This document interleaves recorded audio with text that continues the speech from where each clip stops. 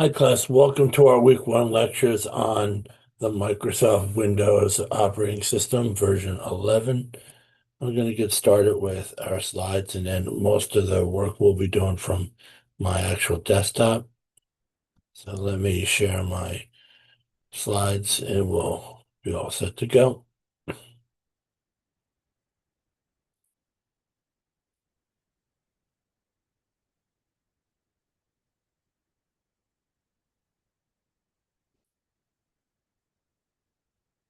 You may notice there's quite a lot of content our first week to get us up to speed with our MindTap environment. The first is being Windows. So we're going to be able to describe Windows 11. What it is Microsoft's latest operating system. An operating system is a particular type of application that allows a computer to have access to its actual physical resources, as well as applications that may be stored in storage or on a browser. We'll see what an app is, a workstation, and a server. We'll look at the different versions of Windows, in particular Windows 11 Professional, Windows 11 Home, and Windows 11 Student. We'll see how we use a touchscreen in basic mouse operations. Those with Macs, touchscreens will be a different thing for you, as currently Macs don't really have a touchscreen model. If you're using, MacBook Pro, of course you do. We'll start Windows 11, and you can see how you can sign into an account. And we'll look at the objects on my desktop. We'll start an app. We'll navigate within an app. We'll start File Explorer. We'll switch between apps, customize start menu, install an app, search box, add reminders, and sign out and shut down. So like I said, an operating system is a program that manages everything in our device, whether it's a physical computer or a mobile device. Yes, your phones have operating systems, as do tablets. We control our hardware and any peripherals like mice, keyboard, printers, and the same. As I said, Windows 11 is Windows' latest version. The first Tuesday of the month, Windows usually updates the operating system to fix vulnerabilities. As Windows is made for mass production, it does have flaws which do get fixed from time to time, whereas operating systems like Mac and Linux have far less vulnerabilities and need far less updating. Although we see more and more updates needed with the Mac operating system in 2026 than we ever have before. You all know the term app, short for application. In my world, it would be called a program. That's what we used to call things that we launch from my start menu. So Windows 11 is used on a bunch of different devices. It's used on, well, all these are showing workstations. Unknown caller. Sorry about that.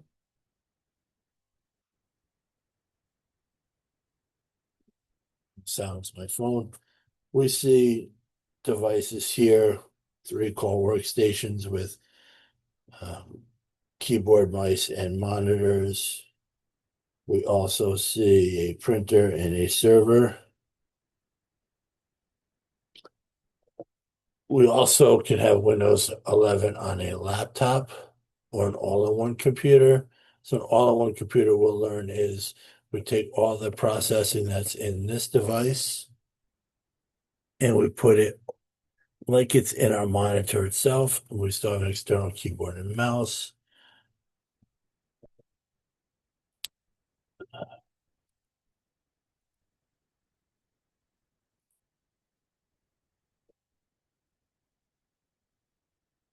A server is a high-end regular computer that allows multiple connections. We see a bunch of cables going into this server. They don't necessarily need to be physically connected. They could be connected via a network instead of point to point. But it also runs a version of Windows 11, but for a server.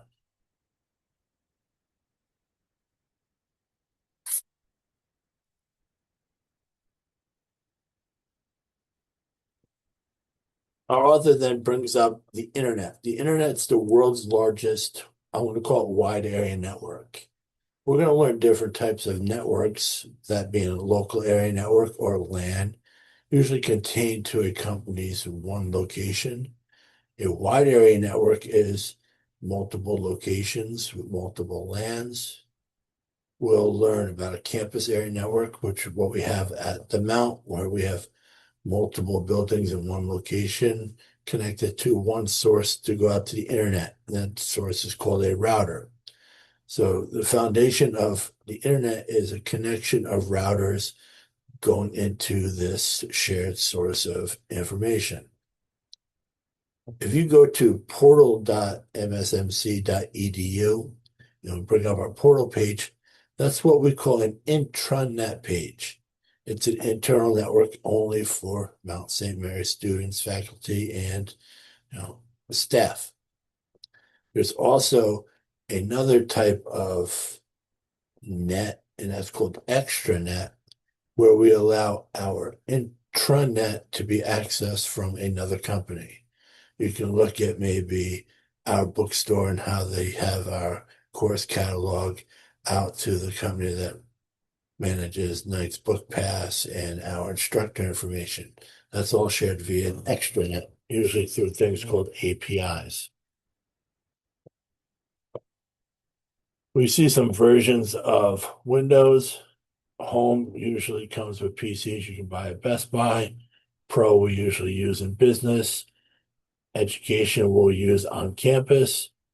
Enterprise is just an extended version of Pro. The biggest piece of the puzzle here is 11 Pro.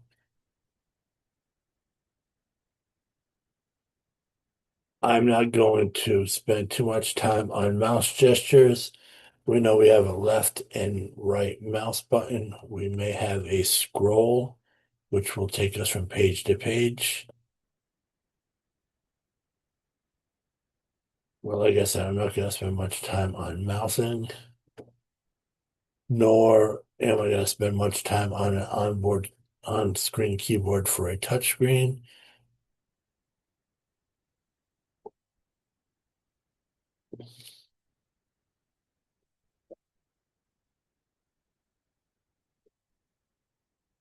I'm going to get out of my full screen mode for a second, and I will show some things. So this is my PowerPoint screen. We're going to learn about PowerPoint. We have a scroll bar here. If I click and hold, I can move between slides. I can do the same thing on this toolbar over here. Click and hold to advance slides. I can also right click, which I'm going to do on this folder here. And it gives me a bunch of other options in what's called my taskbar, which is this section we see down here.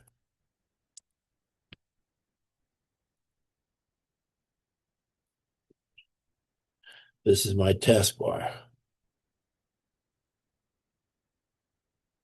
These are shortcuts and operating system-based shortcuts. But right-click brings up other menu options in Windows. The left click executes a command.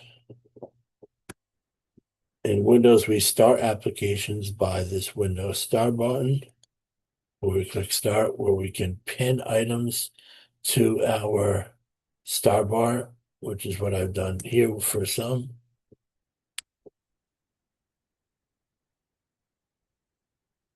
And we have them classified by type, much like we have in our Windows world. I can go show all or less, and then I would click an application I may want to start. In this case, I'll choose Microsoft Word.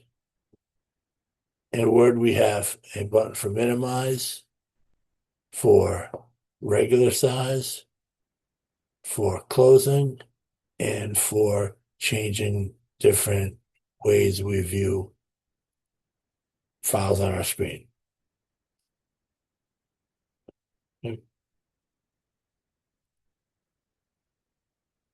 If I click and drag any non-maximized window, I can move it.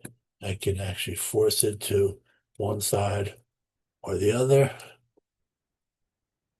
or down below, and X will close it.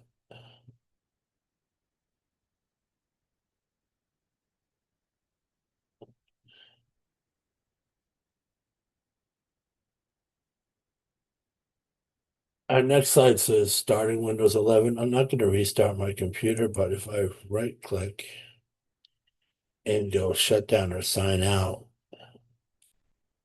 and if I were to go to sign out, I could actually sign out of my current account. I could shut down my computer or I can restart it. I can do a lot of other actions from this right click button, of which we're not going to involve ourselves with now. When we see user accounts, we can click and choose between them. I only have my one account, so I can't switch to an account, so I'm not going to show this particular screen. But when your user comes up, if I were to restart this window would come up. I actually use something called Windows Hello for a shortcut for saving my passwords.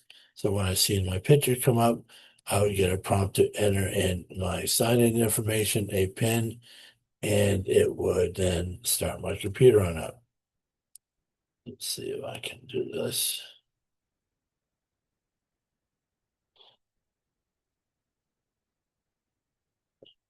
No. No. A username we know is a unique combination of words to access a computer. Windows 11 requires a Microsoft account to access its computer. So you need something like an Outlook.com address to log into Windows 11 or a company account. A password is a string of upper, lowercase, and special characters. Usually companies set a specific length. At Greystone, we set it at 12. The best passwords we're going to learn are passphrases like capital T, H3, capital M, 0, U, N, capital T, exclamation point, $, G, capital R, 8. The amount is great. We can also use passphrases to speed putting in passwords, things like Windows Hello or a picture of some sort. We talked about Windows Hello. I can lock my computer by hitting Control-Alt-Delete and go and lock. And if I hit enter here, there's my login screen, my other user. I forgot my PIN sign-in options and some shortcuts. I'm just going to enter my PIN. To get back to our presentation.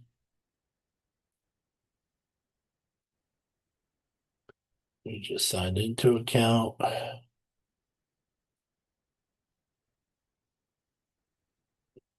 have a lot of things going on one computer. This is my Windows desktop. This is my wife and me in Bermuda. I have what's called shortcuts on this desktop. What comes natively when we install Windows is my start button, my taskbar, and my recycle bin, which I have things in right now. If I need to clear this recycle bin, I just simply right click and hit empty recycle bin, and my recycle bin is now gone. Now, like I said, these are all shortcuts, and I can launch any application from here. So I can launch Microsoft 365 Copilot by double clicking. Speaking of Copilot, you can use AI in our course. It's not really intended for exams, doing any of your capstone projects with Word, Excel, and PowerPoint. I will know if they are generated by AI, and we will have some education and some exercises on prompting AI this semester. I can close this for now.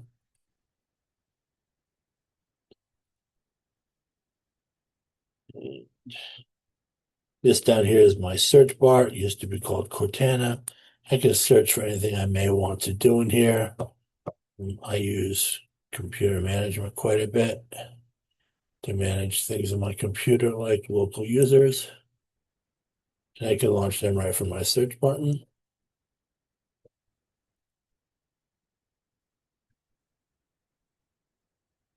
I have date and time here. The slide shows notification area. This is for my OneDrive. This shows Zoom and my microphones that I'm using, my internet access, and my sound.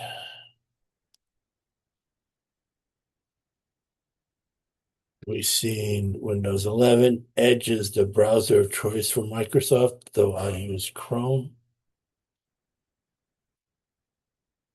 We've seen our start menu already. We've seen our pinned area already.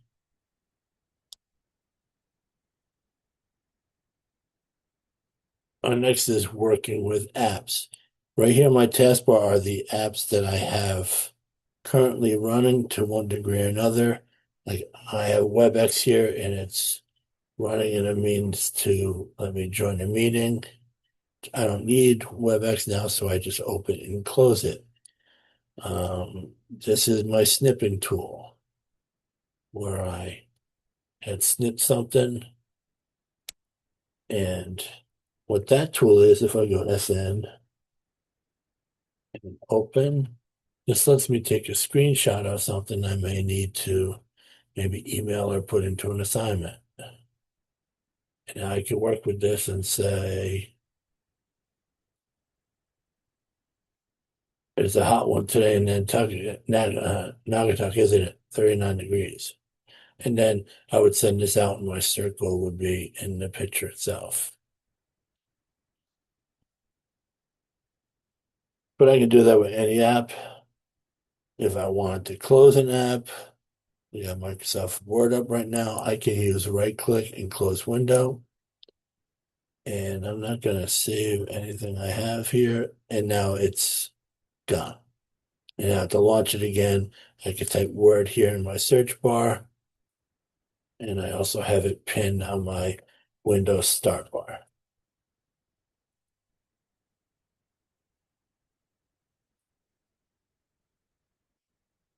We've seen how we exit apps already.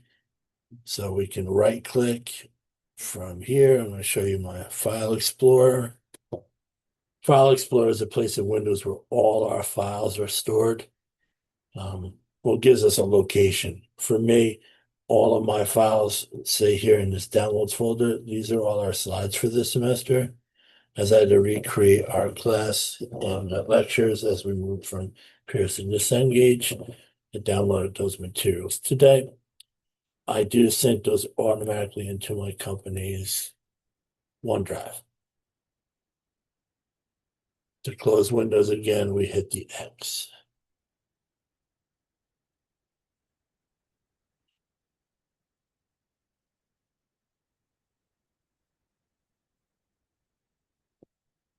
We've seen folders and start menu. To pin an app, it says click the start button, click all apps, scroll to the clock app and all list, right click the clock app, display the shortcut menu and pin to start. So we'll go ahead and do that. So we have clock right here. It's already pinned. So I'm going to unpin it from start. And now I'm going to do show all. And I'm going to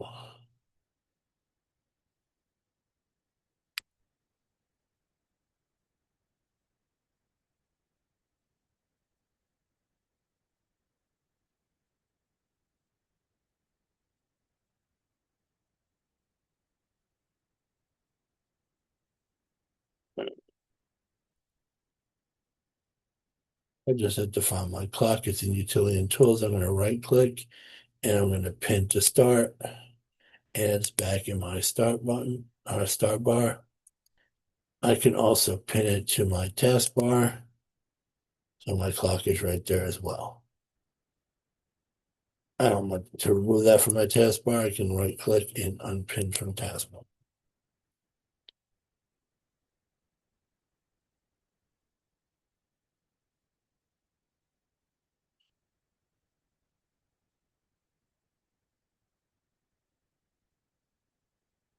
I don't use widgets per se. I do have a weather widget over to the left of my taskbar. And here's my widgets bar. I could sign in to save my changes. We see some stuff here. Weather, games to remove something from my widget board. It's the three dots, and I can hide this widget and keep MLB. I love Bucky, so we can keep Bucky's and such.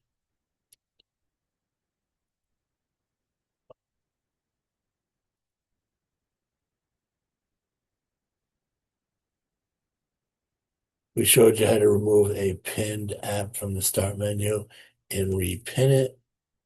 I'm going to start my slideshow up again. We've seen how to pin an app to a taskbar and unpin it already. To start an app from our search bar, we've seen, I can just type word here and it finds.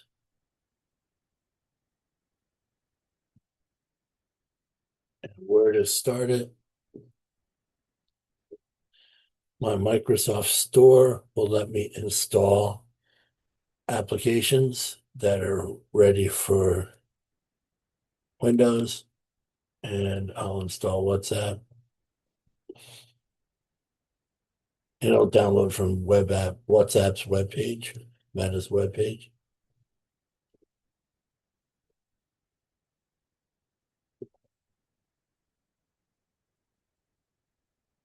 Yeah, my install progress.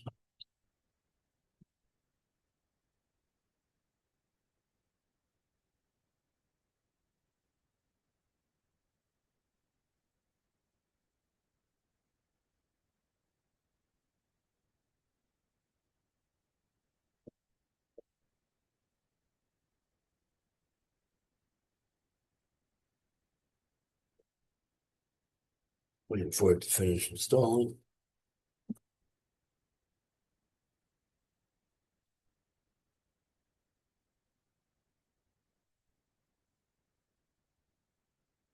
And we can open the app from here.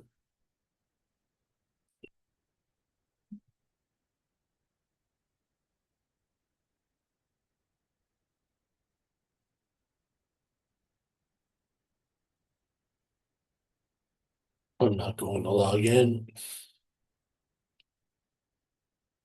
I can now also search for it.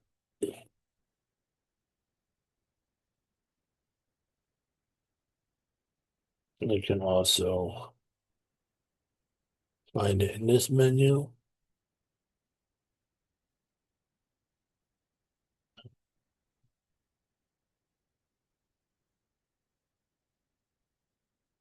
One of my company teams. Not that y'all need to see that.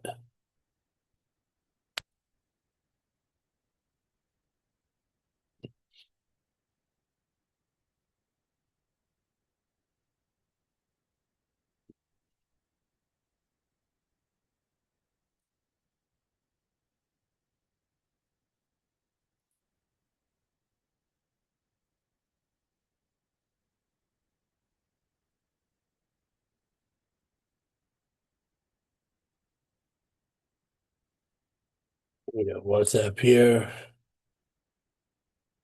I can pin the start.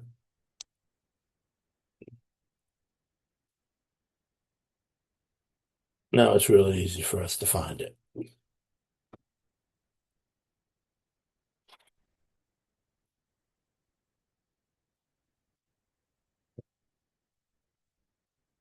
So in that Microsoft Store, there are free apps, which WhatsApp is, and there are also paid ones.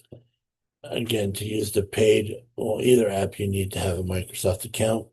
Realize that paid apps are not free. We've seen how to install an app.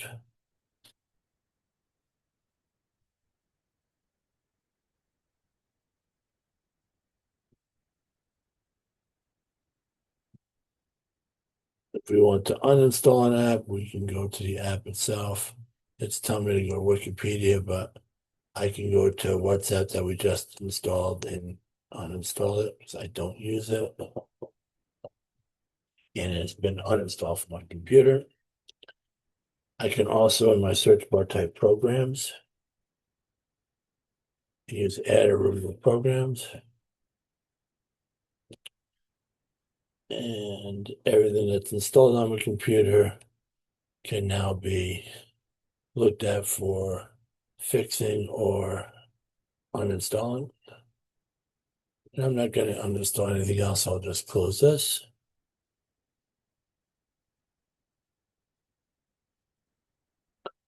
We've seen what's the knowledge check?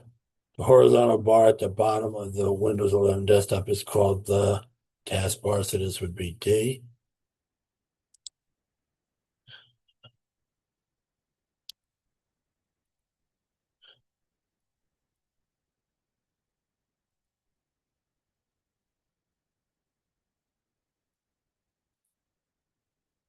D.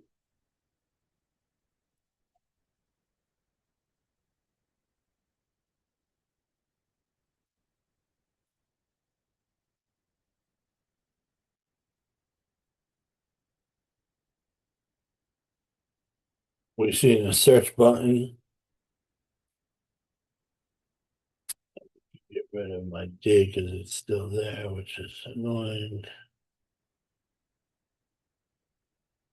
You can even ask questions in a search box. So it shows how many ounces are in a pound.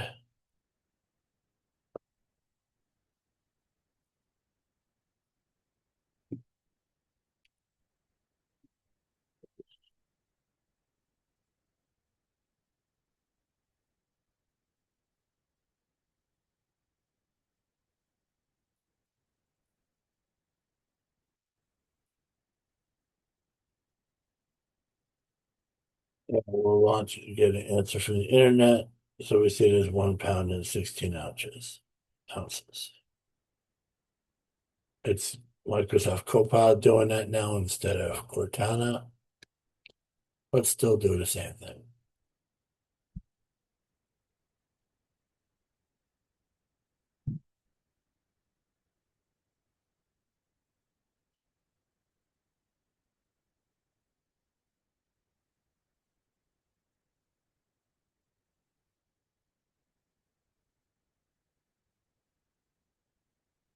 So shutting down.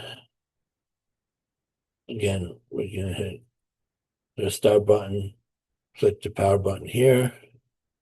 We can click my name and do sign out.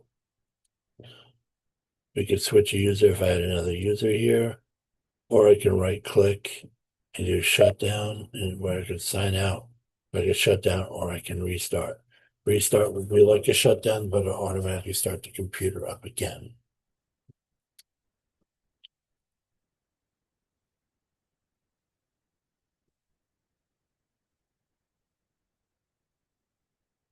Okay, I'm going to load up our module 2 slides now.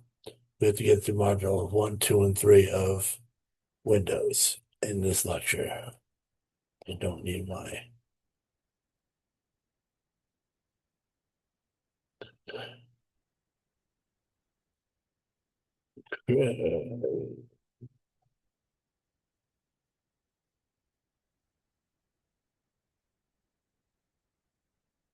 bringing up our next slide, sorry.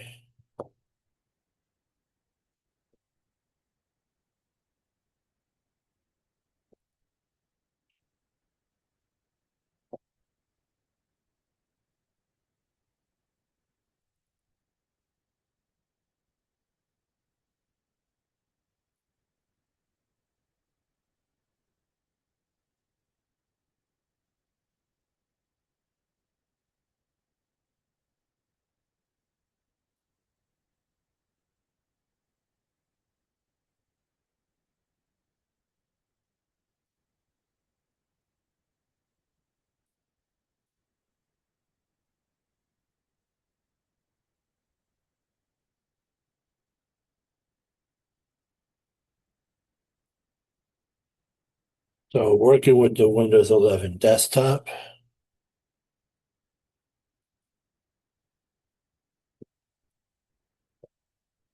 we'll be able to create, name, and save a document to this documents folder. We'll use WordPad to print and edit a document. We'll change the view and arrange objects in groups and documents folder. We'll create and name a folder in a documents folder, and we'll move documents into a documents folder. Add shortcuts to the start menu, open a document using a shortcut, open a folder using a shortcut, work with our recycle bin, and so on. Creating a document in WordPad. So to start an app to create our document, we're going to just go to our search button here and type WordPad.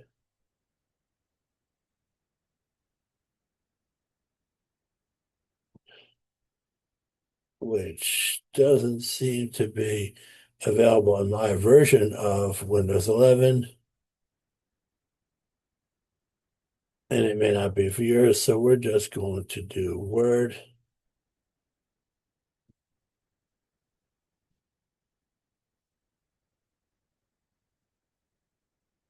And we'll follow the WordPad instructions in Word.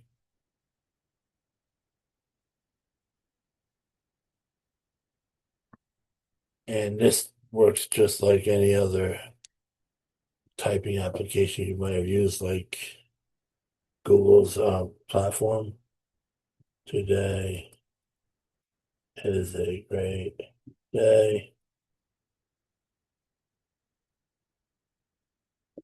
The sun is shining and birds are chirping. Okay, so I've typed a few letters there. To save this, I would go to my backstage view, which is called File, and I would just save. Now it wants me to find my documents folder. So I have some default places where it's going to store, like I told you, my OneDrive. So if I go all the way down to Browse,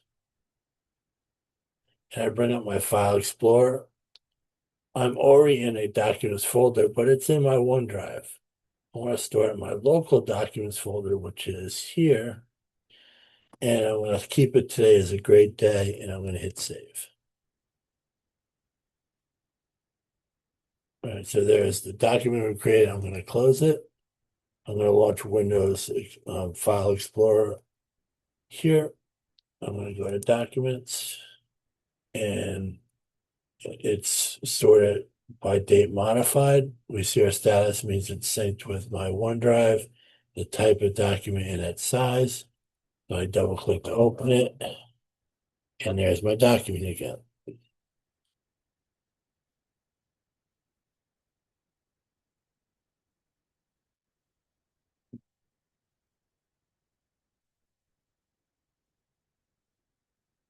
All things we've done.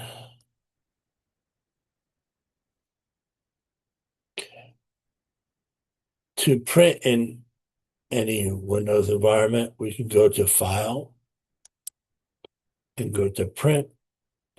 In this case, I'm not going to print to an actual printer. I will print to my Adobe PDF printer, and I can hit Print here. And then it would have me save it. Because it's a PDF, it wouldn't go directly to a printer.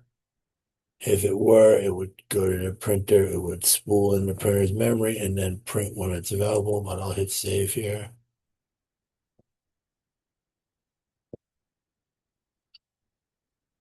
And my PDF will be saved. And there it is. I'll show you that it actually created the PDF. Remember, clicking and dragging can move windows. X to close.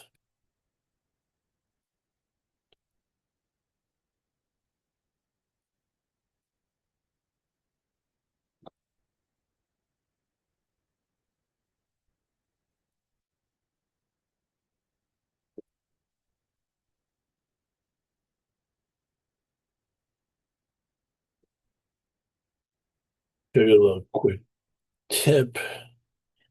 In File Explorer, if we go back to our documents, we can actually change the name of a document. I can do so by clicking right click and do rename.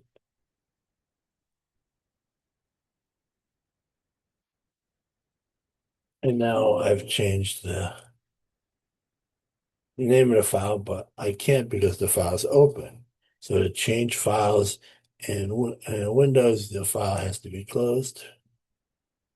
Now I can right click and do rename and rename the file.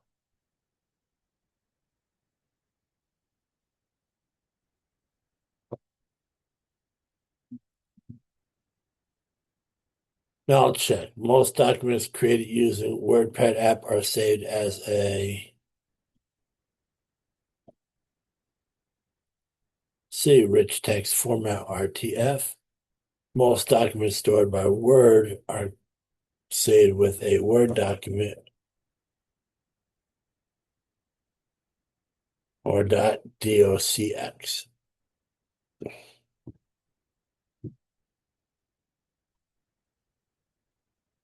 So to create any old blank document, we can go back to our File Explorer.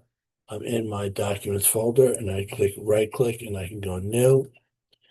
And I can do any type of document I might want. This time I'll use a new text document. I'll call it tech and enter. And I'll open it.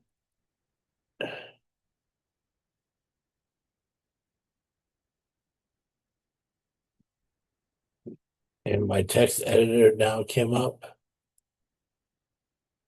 which is called Notepad. So our instructions wanted us to use WordPad, but Notepad's available to me, so I'm going to use it. I'm not going to save here. I don't need this. I don't need this. And tech, where's this at? File, save. I can file, print from here. So a similar screen to what we've seen in Word. We choose our printer and we hit print. I'll hit cancel.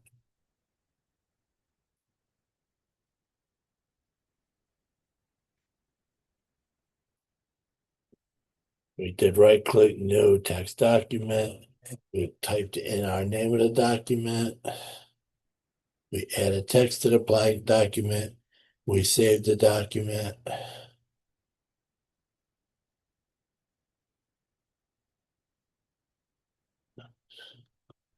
So which discussions do you use for creating and editing documents?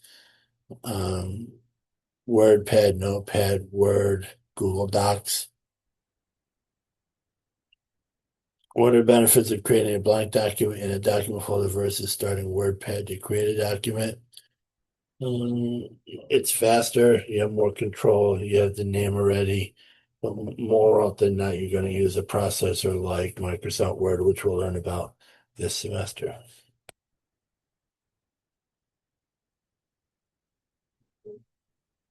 We can change the view of our documents folder or any folder by hitting view. We can use extra large icons, medium icons, small icons, a list, details, which I use, tiles, content, and so on. I'm going to go back to my details. I can also sort these by name, by status, date modified. If I do anything here, it'd be date modified because if I know when a document I created is, I can quickly find it by knowing the date modified and have it sorted. However, it's best for me to get to that folder quickly.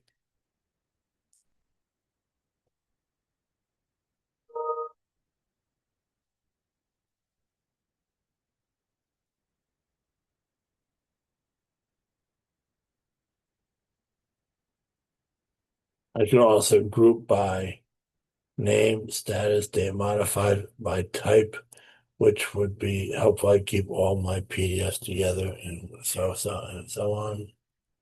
My three dots will let me see different options within that particular folder.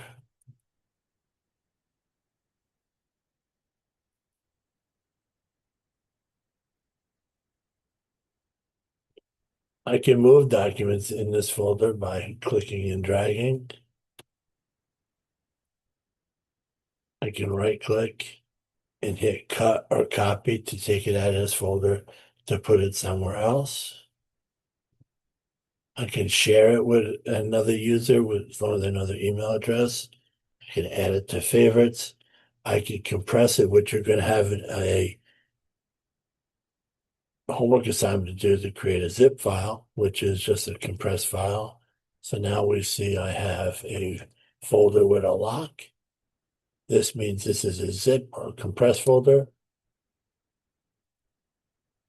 I just click to open it and I hit open. We see an invoice from my company.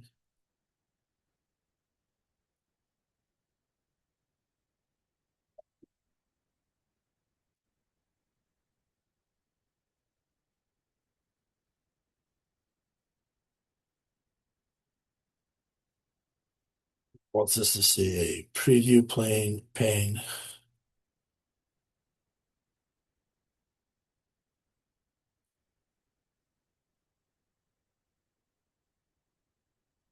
So we click the view button and we can do preview pane.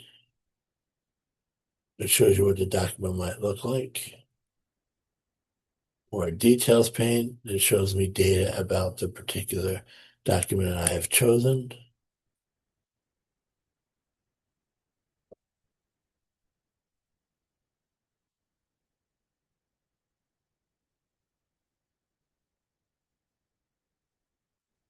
We can pin folders.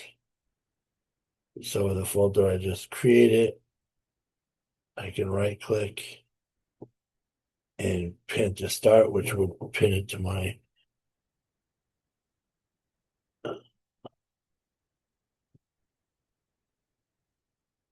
start. And I can unpin it.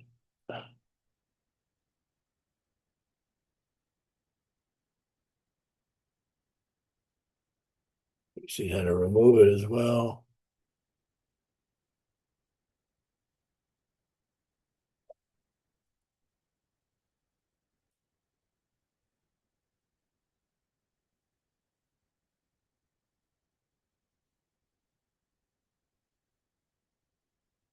Like I said, share, we can extract. Extract is the process of taking a file out of a zip folder and making it whole again. I'm telling it to put it in this location. And now we see my file is in a location in my OneDrive where I put it. So we've seen zip a file, we've seen unzip a file.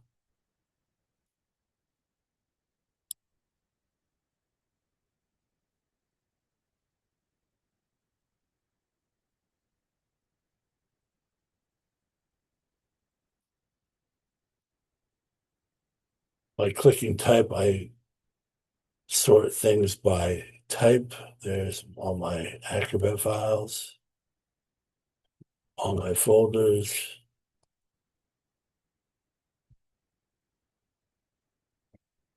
I can pin this to my quick access, which will put it down on my toolbar, which is a very helpful thing to do at times.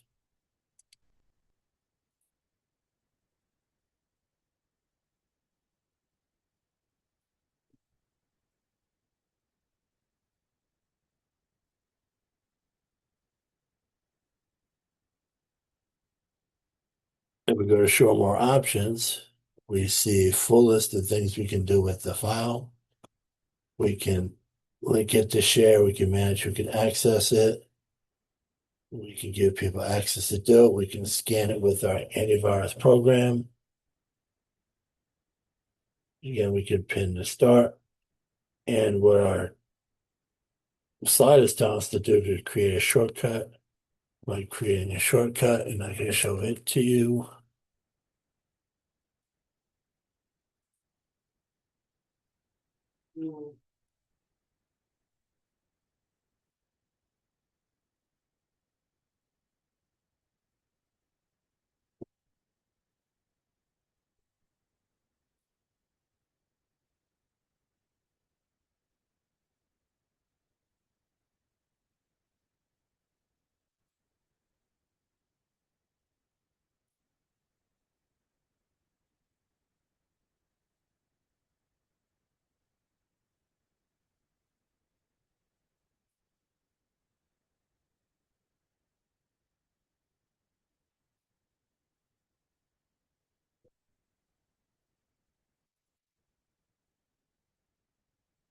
It seems like I clicked the wrong button from where I wanted to show you.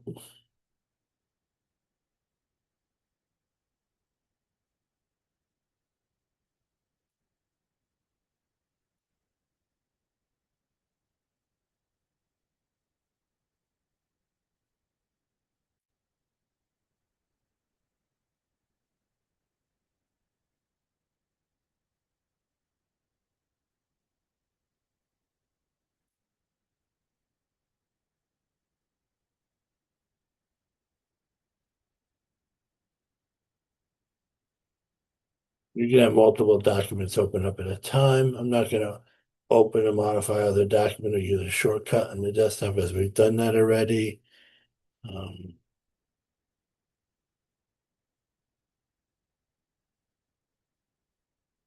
We see my PowerPoint is up now. We have my taskbar down here. To change to any of these other applications, I just have to click it. So if I click on my browser, we see a Zoom meeting. If we click on my Chrome, we see I was on Disney Plus. Edge, I was in my work's email. So that's how easy it is to switch applications. They're all running at the same time because our processor is the brains of our computers is fast enough to be able to handle multitasking. I'll minimize all those to get back to here. We've seen the recycle bin already, but if I want to delete something, I'll go back to my documents and I'll get rid of the zip file that I made. I'm going to right click and delete. Same thing with my tech document. You can also undo the delete and put it back. I can choose multiple files at one time by clicking one, holding down my control key, and clicking others. Or if I can do a series of items at one time, I click the first, I hold down my shift key, and I click it. And now I can hit that delete button, and they all go to my recycle bin.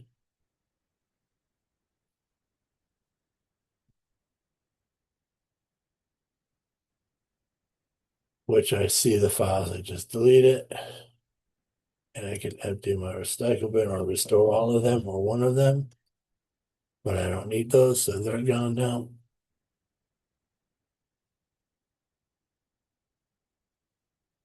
You can delete multiple files. We have, I'll put these slides up onto our class as well. So there'll be some objectives for you all to look at as well. So that's module 2 of Windows. So let me close my screen here. And we'll load up our last module for the day.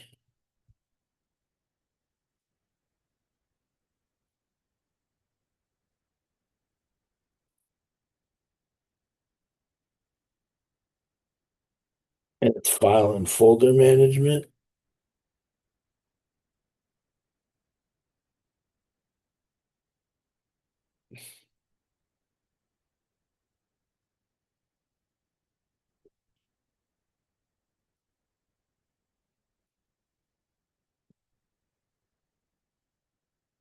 We'll view the contents of a drive of this PC. We'll view properties of files and folders. We'll shake and snap to manipulate windows. We'll view, copy, and move contents of the pictures folder. View properties of a picture, use the photo app. View a slideshow, compress a folder, which we've already done. And I already back up my files and folders using OneDrive. I don't know if you all have access to, so we won't even look at that. So I want to get to this PC view. So let me minimize this and go back to my file explorer.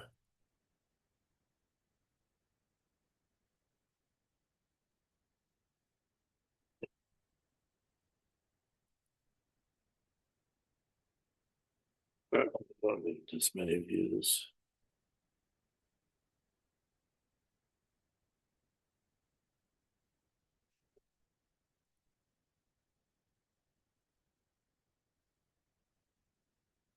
So I want to go to this PC to get the view they were looking at for me. And I double click my hard drive. This shows I have a 474 gig hard drive. This is storage. This isn't memory. Memory allows us to open and close programs.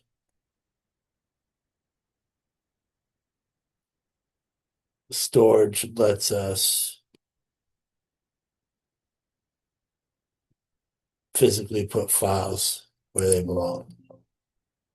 And something wrong with my PowerPoint, so I will reload it.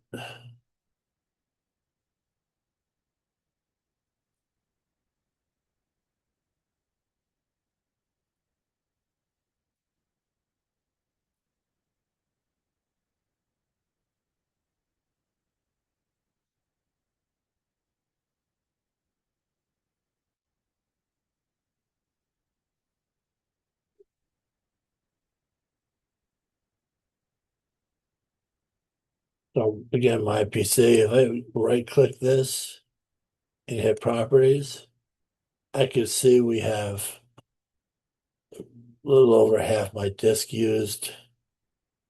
I have tools here that I can check for errors or optimize. It shows the hardware that it's actually storing my files. I'm not sharing this anywhere. There's no previous versions in my general screen. It's the only drive I have available. I have what's called BitLocker on, which is an encryption. Encryption is a process of using keys like you would open your, say, car door. Well, that's bad because we have fobs now, but maybe your house door and the lock on the other side of the lock, the keyhole in your, say, front door. That could be what's called a private and public key in the encryption world. This is just a way of locking your folder so hackers can't get at it. It takes regular text and distorts it into a means where hackers can't read it.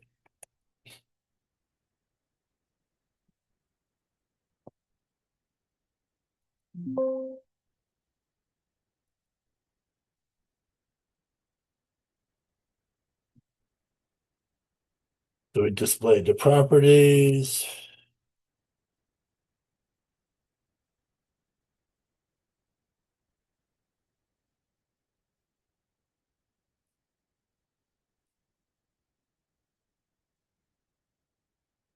We're still in this view. If I hit this arrow button, it can take me to my C folder itself. I can navigate back to this PC and to other areas where I may store things like pictures, which it seems I have a lot of stuff in here. I'm just gonna close it.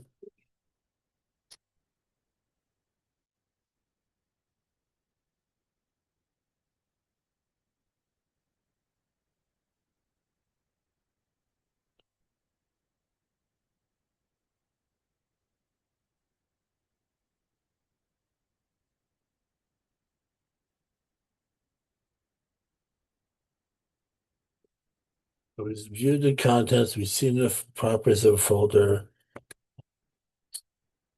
We want to see the Windows folder in the details pane. So if I go back to my Explorer, my Windows, and my details,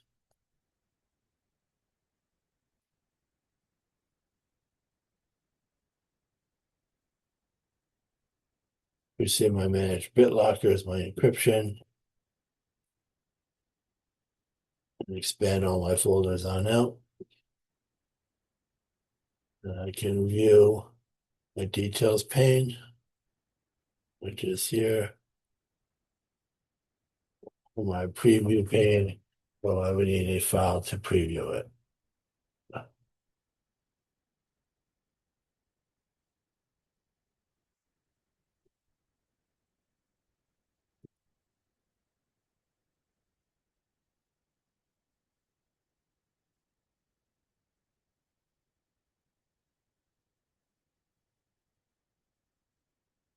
We don't need to see the contents of the Windows folder at all. But if we did, we could right click it and expand to show all of our different folders.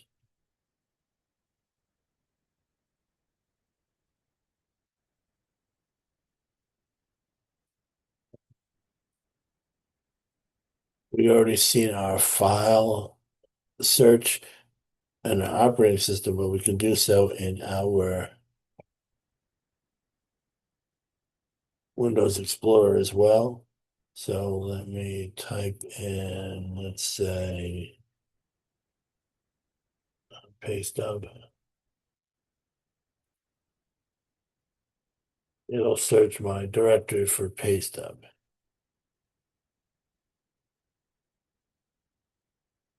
Or if I go to a particular folder and type syllabus,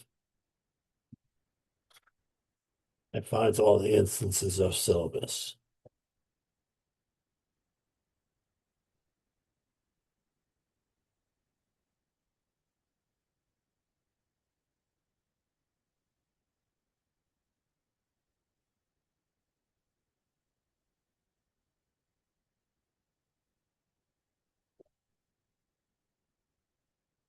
I'm seeing what they're trying to get at here in 10.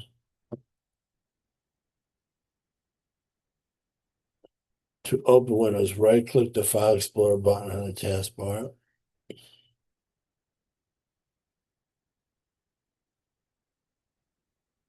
Click File Explorer on the shortcut menu to open another File Explorer window.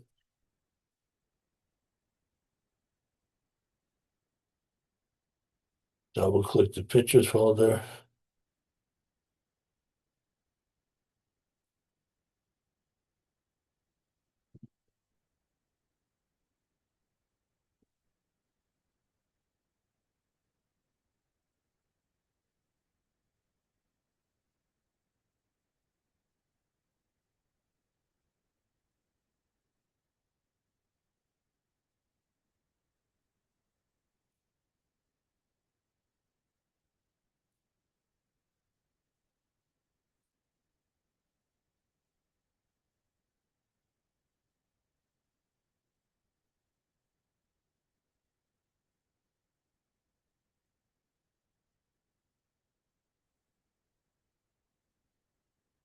I'm just going to things that I'm not going to ask you to shake to minimize all background windows. I'm not going to ask you to snap layout.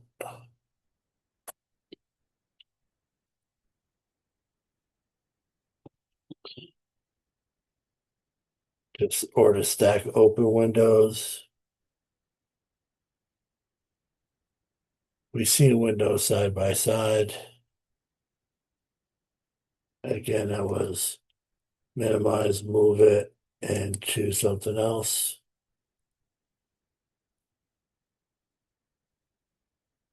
We've already seen resizing those windows.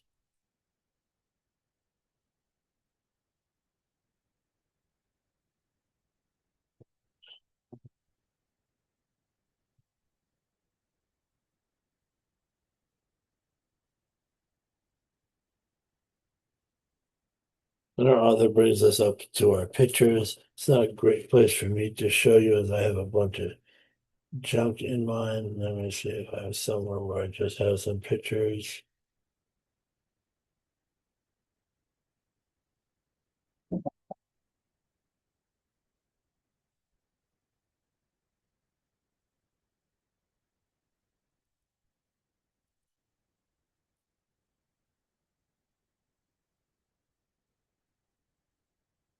These are Greystone pictures from some kind of event we had. I can double click it to load.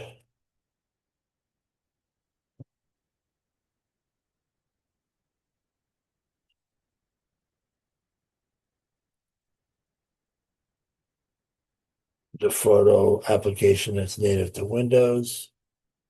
I can do a slideshow of pictures. These are from some event Greystone had.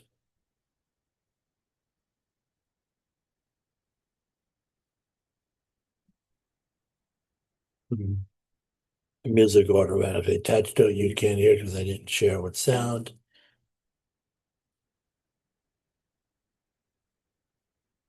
But I can see properties of pictures. This is particularly JPEG and the size of it. Any other details or metadata that might be available, particularly the size.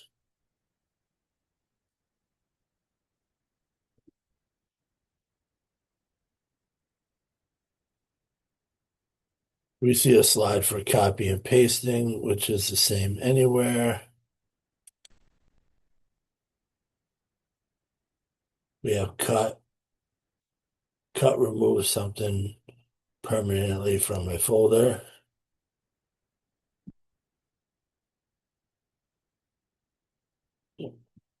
Meant to be pasted somewhere else. We can copy and paste it.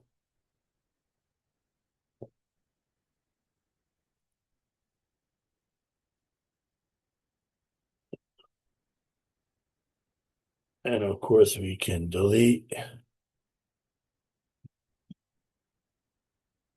We can also share and just delete it. We can view this the same way we viewed anything else when we looked at File Explorer to begin with. Copy we did. Creating a folder is as easy as clicking new and then folder. And we would see we have a blank folder, navigation. We could right click and rename the delivery. We can move pictures by clicking and dragging into that folder. And now I see that picture from cooking classes in that folder.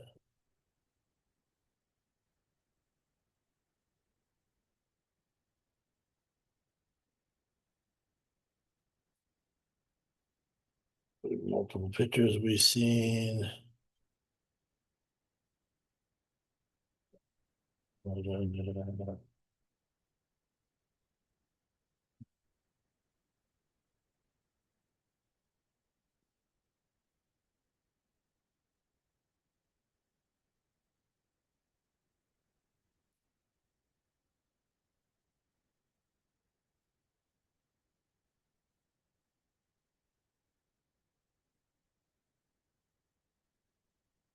We could change what opens this to another program instead of photos that I might have installed that can handle JPEGs.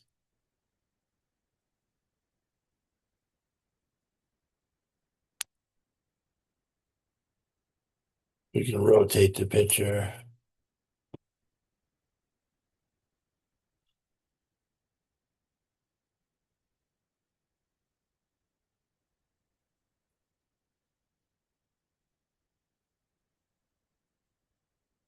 We've seen slideshow already. Some picture have an extension of BMP, which stands for bitmap or D. We've seen how to compress a file already. We've seen how to view by double clicking, and we've seen how to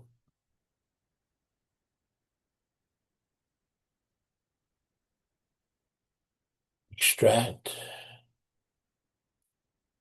And lastly, to copy a folder to OneDrive, I can click and drag to my OneDrive folder, or I could right click and go copy, click on the OneDrive folder and go paste.